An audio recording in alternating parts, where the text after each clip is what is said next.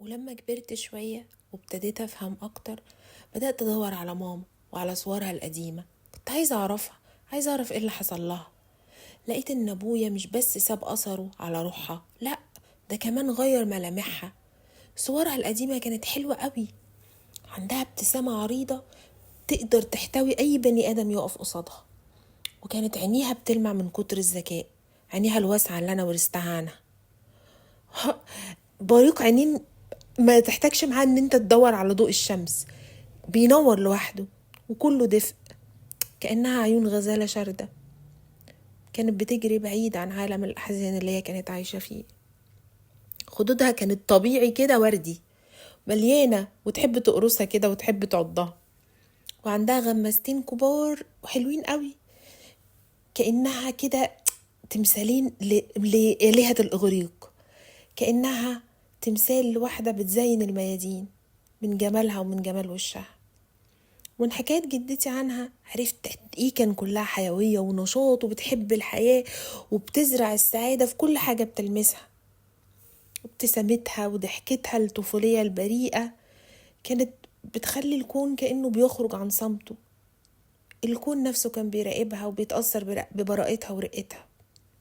لما عرفت من جدتي انها اتجوزت ابويا ده عن حب، انا طبعا كفرت بالحب، ودي كانت بداية رحلتي مع الكفر والإلحاد.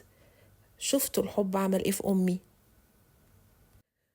خلى ابتسامتها العريضة دي مع الوقت عمالة تكش مع مرور السنين، لحد ما اختفت خالص بعد ما خلفت أخويا الصغير اللي أصغر مني ب3 سنين.